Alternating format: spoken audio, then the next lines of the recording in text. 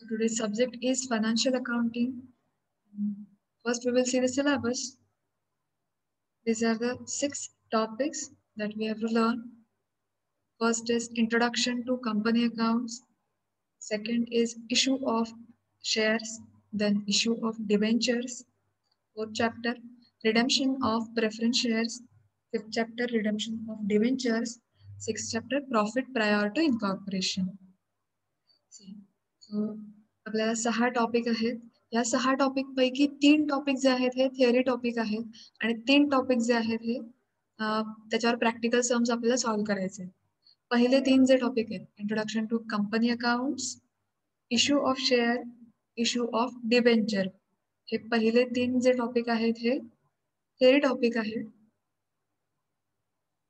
आणि जे पुढचे 4 टॉपिक्स आहेत हे means redemption of preference share, then redemption of debenture and profit prior to incorporation हे आपले practical.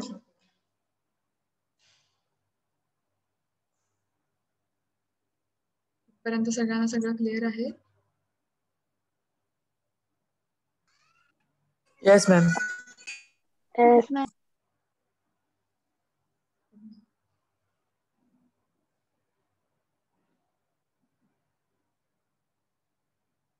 So let's start our first chapter, introduction to company accounts. आपण आपला फर्स्ट चॅप्टर जो आहे तो आपण स्टार्ट करतो.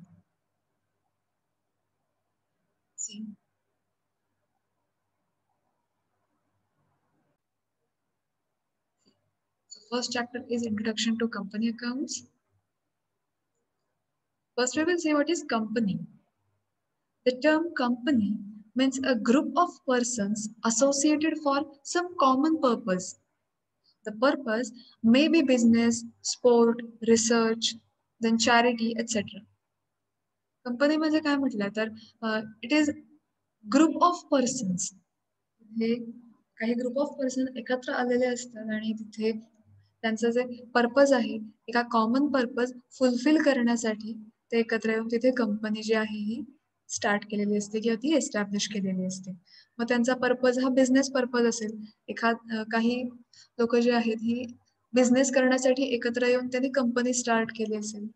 काहींनी स्पोर्ट्ससाठी केले असेल, काहींना रिसर्च करायचा असेल तर रिसर्च करण्यासाठी ते एकत्र येऊन त्यांनी एखादी कंपनी स्टार्ट केली असेल. काही जणांनी चॅरिटीसाठी कंपनी उभी केली असेल. So the term company means the group of person associated for some common purpose.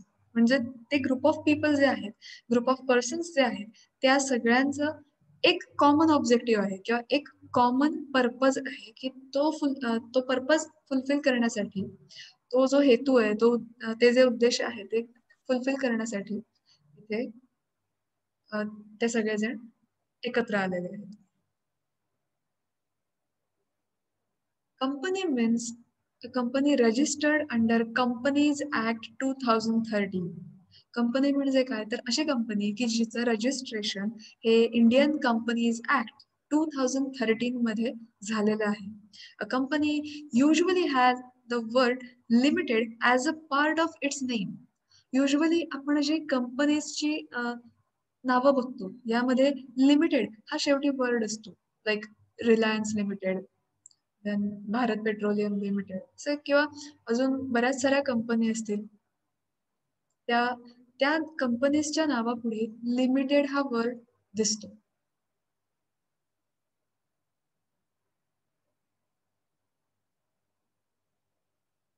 Definition. Company as a company incorporated under the act or under any previous company law section 2 subsection 20 the Companies Act 2013. कंपनीची definition त्यांनी कशी केली आहे तर company means company incorporated under the Companies Act or under any company law. Company law under company law section 2 subsection 20 या company law मध्ये तिचं registration झालं असेल किंवा ती कंपनीज ऍक्ट 2013 मध्ये ती जी आहे ही इन्कॉर्पोरेट केली असेल. Company is an artificial person created by law having a separate legal entity with perpetual succession and common seat. Company ही आर्टिफिशियल लिगल पर्सन आहे. It is an artificial person. Natural person नाहीये, तुमच्या आमच्यासारखे माणूस नाहीये. It is an artificial person created by law.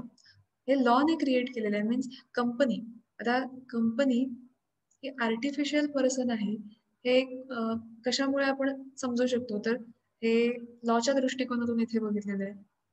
So it is created by law and having a separate entity. Company ही तिच्या share holders पासून ही वेगळी आहे. कंपनीला स्वतःचं अस्तित्व आहे. It is a separate entity with perpetual succession and common seal. त्याचप्रमाणे perpetual succession means continuity. Company जी आहे ही कंटिन्युअस आहे. म्हणजे कितीही मेंबर्स नवीन कितीही आले किंवा मेंबर्स कंपनी सोडून गेले तरी कंपनी ही कॉन्स्टंट आहे. कंपनी कंटिन्यू चालतच राहते. कंपनीवर कोणताही फरक पडत नाही. This is perpetual succession means continuity and having common seal. आणि प्रत्येक कंपनीचं स्वतःचं असं एक कॉमन सील असतं. कॉमन सील मीन्स ज्या ज्या गोष्टींसाठी कंपनीचं अप्रुव्हल इम्पॉर्टंट असतं. आता कंपनी काही माणूस नाहीये. It is an artificial person. It is not a natural person, artificial person. So ती तुमच्या आमच्यासारखी सिग्नेचर किंवा तिला साईन करता येत नाही डॉक्युमेंटवर. सो कंपनीसाठी एक कॉमन सील आहे की त्या कॉमन सीलमुळे कंपनीचं अप्रुव्हल जेव्हा हवं असतं तेव्हा ते कॉमन सील त्याच्यावर उमटवलं जातं. सो कॉमन सील म्हणजे काय, तर त्याच्यावर कंपनीचं नाव इनग्रेव्ड केलेलं असतं आणि त्याच्यावर कंपनीचा जो काही नंबर असेल, तिचं नाव असेल, ते सगळं त्याच्यावरती इनग्रेव्ड केलेलं असतं. आणि जेव्हा जेव्हा कंपनीचं अप्रुव्हल लागतं ते कॉमन सील त्या पेपर डॉक्युमेंटवरती उमटवलं जातं. So this is the definition and some information about company. Are you getting my point? Yes, ma'am. Yes. Yes, ma'am. So इथपर्यंत इन्फॉर्मेशन सगळी क्लिअर आहे सगळ्यांना? Yes. Yes, ma'am. So moving on. Let's we see the features of company. आपण features बघूया कंपनीचे. First feature is voluntary association. Company is a voluntary association of individuals. Individual come together voluntary. आता ही एक voluntary association आहे. इथे कोणतेही individual एकत्र येऊन एखादी कंपनी स्टार्ट करू शकतात. इथे असं काही स्पेसिफिक हीच माणसं यावीत किंवा ही माणसं येऊ नयेत असं काही नाही. It is a voluntary association. काही लोकांना वाटलं त्यांनी एकत्र येऊन त्यांना कंपनी स्टार्ट करायची. They can start the company. They can establish their company. त्यांना वाटलं तर ते ती कंपनी स्टार्ट करू शकतात. त्यांना ज्या प्रकारची एखाद्याला बिझनेस करायचा असेल तर तो बिझनेस करण्यासाठी कंपनी स्टार्ट करेल. एखादा चॅरिटेबल पर्पजसाठी एखाद्याला कंपनी स्टार्ट करायची असेल मीन्स ते ग्रुप ऑफ पीपल त्यांचं जे काही मोटिव्ह आहे, त्यांचं जे काही पर्पज आहे, ऑब्जेक्टिव्ह आहे त्यासाठी दे can start the company. So it is a voluntary association. Next is legal entity. Company is registered under Companies Act 2013. It gets a legal status. It becomes a separate legal entity. कंपनीला separate legal entity आहे. त्याचप्रमाणे कंपनीला compulsory Indian companies act 2013 मध्ये तिचं registration हे झालंच पाहिजे. Company registered असते under companies act 2013. It gets a legal status. आणि जेव्हा तिचं रजिस्ट्रेशन इंडियन कंपनीज ऍक्ट मध्ये केलं जातं then it gets the legal status and it becomes a separate legal entity. आणि तेव्हाच तिचं लिगल स्टेटस जे आहे ते तिला मिळणार आहे and it becomes a separate legal entity. म्हणजेच कंपनीला स्वतंत्र स्वतःचं अस्तित्व मिळतं. म्हणजेच काय तर कंपनी हे कंपनीचं वेगळं अस्तित्व तिथे निर्माण होतं.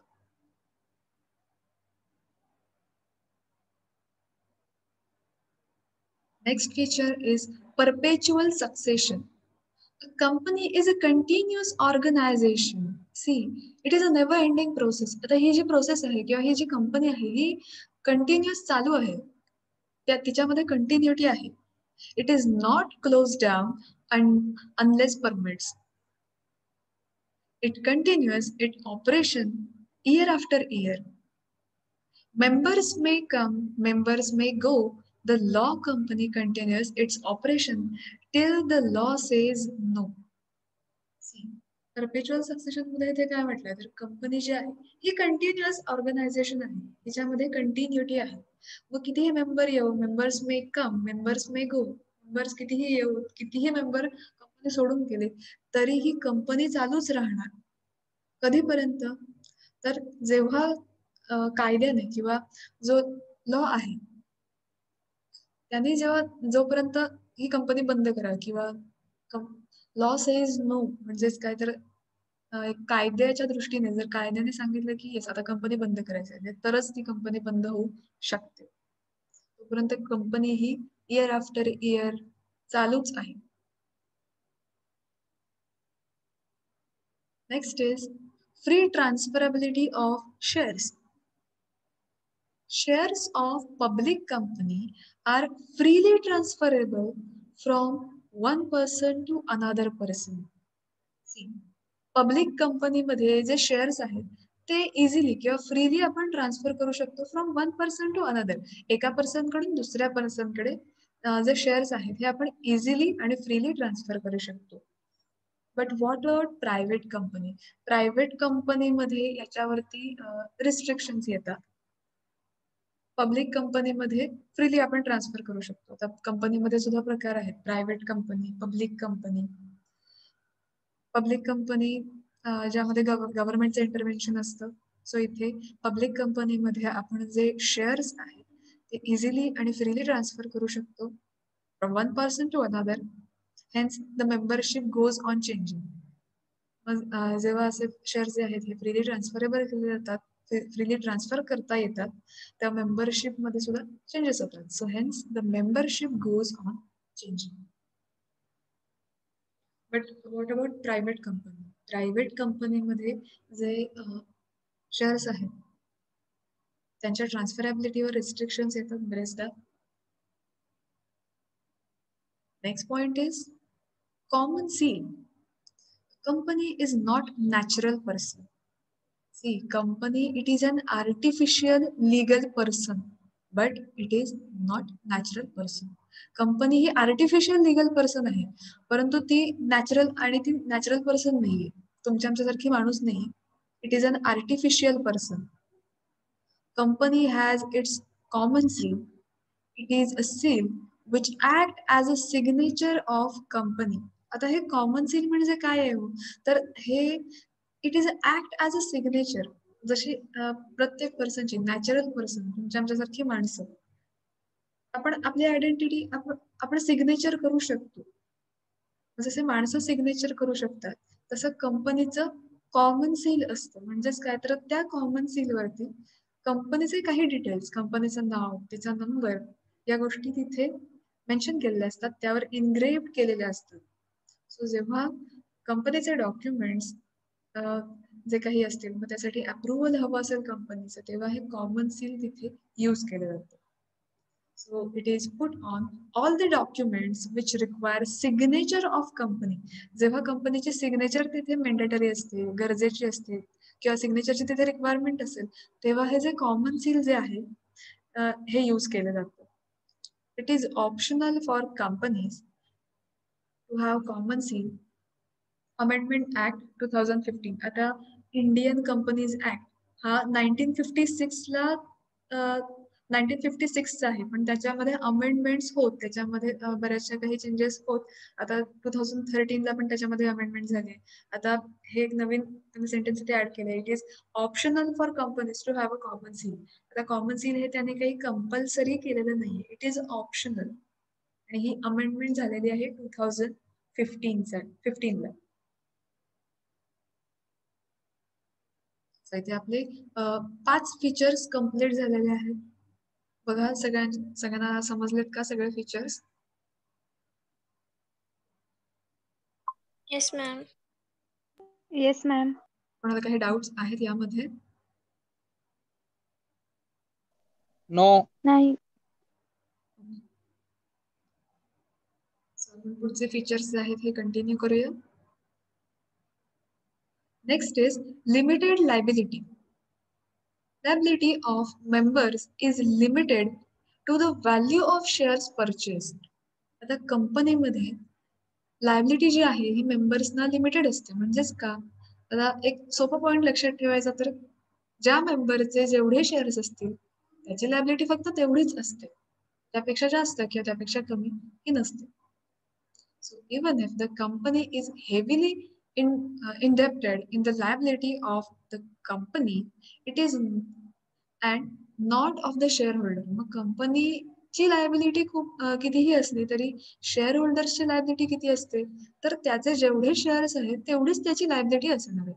मग कंपनीची तिची स्वतःची लायबिलिटी कितीही असो. So company, even if the company is heavily indebted in the liability of its company and it is not of the shareholders. So it is possible to register a company with unlimited liability. Liability of members is limited to the value of shares purchased. जेवढे share purchase केले तेवढीच त्याची liability. That is limited liability. Next point is separate property. Company is a separate legal entity in the eyes of law. कायद्याच्या दृष्टिकोनातून काय म्हटलं तर company ही एक सेपरेट लिगल एंटिटी आहे. Company is a separate legal entity. तिचं स्वतःच असं तिला सेपरेट एक्झिस्टन्स आहे. Hence, it is capable of holding, enjoying and disposing of property. त्यामुळेच कंपनीला एखादी प्रॉपर्टी जे आहे, company is capable of holding and enjoying and disposing of the property. मग ती स्वतःची प्रॉपर्टी होल्ड करू शकते, ती केपेबल आहे तेवढी. And disposing of property. Democratic setup. The company has democratic setup. All the members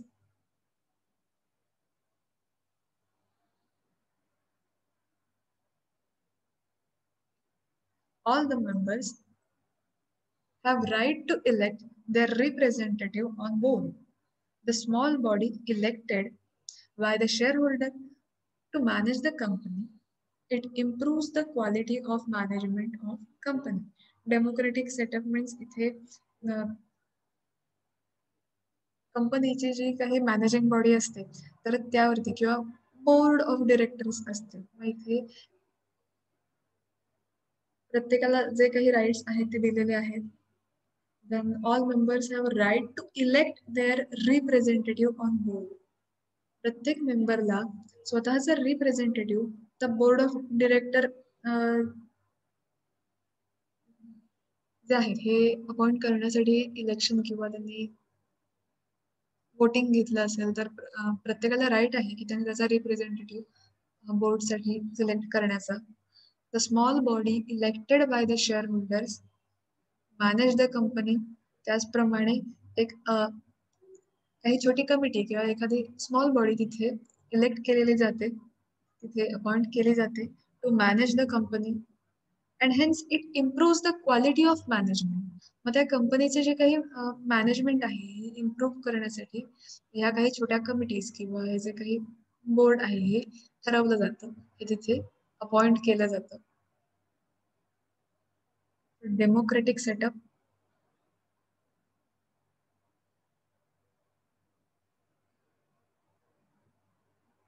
Next is professional management. Management of company is done by professional managers. जे कंपनीचं मॅनेजमेंट आहे ते मॅनेज करण्यासाठी तिथे प्रोफेशनल पर्सन्स जे आहेत हे हायर केले जातात. तिथे जे कोणी मॅनेजर्स आहेत हे प्रोफेशनल पर्सनच तिथे अपॉइंट केले जातात. Professional managers have brighter scope in the corporate form of organisation. मग असे जे कोणी प्रोफेशनल मॅनेजर्स आहेत तर त्यांच्यामुळे कंपनीला सुद्धा फायदा होतो. It improves their management. So professional management कंपनीमध्ये असते आणि त्यासाठी प्रोफेशनल पर्सन्स तिथे अपॉइंट केले जातात. Capacity to raise finance. Company is in much better position to raise finance. It can issue prospectus inviting the members of public to purchase its shares and debentures, then bank and financial institutions are less hesitant to advance loans to corporate body. तर ज्या companies असतात मोठ्या companies, तर त्यांना finance raise करण्यासाठी भरपूर सारे options आहेत. मग ते पब्लिकमध्ये त्यांचे जे शेअर्स आहेत ते शेअर्स सेलसाठी करतात, मीन्स काय ते शेअर्स इश्यू करतात जेणेकरून पब्लिक जे आहे, पब्लिक मीन्स लोक जे आहेत ही ते शेअर्स परचेस करतात. So it is helpful for raising finance. जेव्हा पब्लिक म्हणजेच जे बाहेरची लोक आहेत ही कंपनीमध्ये शेअर्स परचेस करतात, सो हे सुद्धा फायनान्स रेज करण्यासाठी अपॉर्च्युनिटी आहे. त्याचप्रमाणे बँक आणि फायनान्शियल इन्स्टिट्यूशन्स, कंपनीला लोन देण्यासाठी बँक या financial institution they are less hesitant, means ते कंपनीला इझिली लोन जे आहे ॲडव्हान्समध्ये देऊ शकतात. So capacity to raise the finance, ज्या कंपनीज आहेत तर त्यासाठी त्यांना फायनान्स रेज करण्यासाठी खूप साऱ्या अपॉर्च्युनिटीज आहेत. Then membership, minimum 1 person is required in 1 person company. आता कंपनीमध्ये सुद्धा बरेच प्रकार आहेत, तर त्यातला एक प्रकार म्हणजे 1 person कंपनी. 1 person कंपनीमध्ये काय, तर इथे एकच पर्सन असतो, तो ओनर असतो आणि तो ती कंपनी एस्टॅब्लिश करतो. सो इथे 1 person कंपनीमध्ये मेंबरशिप किती लागणार आहे, तर minimum 1 person and maximum 200 members in private company. तर ज्या प्रायव्हेट कंपनीज आहेत, तर प्रायव्हेट कंपनीजमध्ये मेंबरशिपसाठी लिमिटेशन आहे. प्रायव्हेट कंपनीमध्ये मॅक्झिमम 200 मेंबर्सच फक्त जे आहेत हे मेंबर होऊ शकतात. Whereas in public company, minimum 7 members are required and there is no limit on maximum number of members. तर पब्लिक कंपनी जी आहे, पब्लिक कंपनीमध्ये मिनिमम 7 मेंबर्स रिक्वायर्ड आहेत, म्हणजे कमीत कमी 7 मेंबर्स असलेच पाहिजेत आणि मॅक्झिमम नंबर ऑफ मेंबर्ससाठी कोणत्याही प्रकारचं लिमिट नाही, कोणत्याही प्रकारचं लिमिटेशन तिथे नाही. सो मेंबरशिपमध्ये आपण 3 पॉइंट्स बघितले. 1 person कंपनीमध्ये मिनिमम 1 मेंबर, 1 person तो तिथे असणार.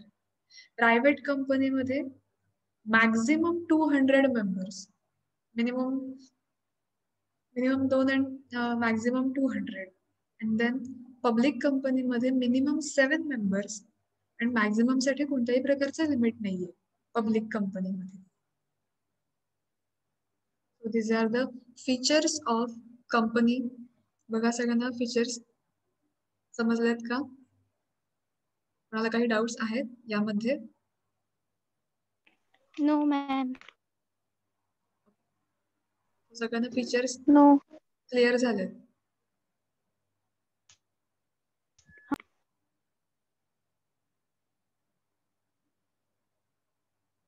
जर काही डाउट्स असतील तर आपण क्लिअर करूया.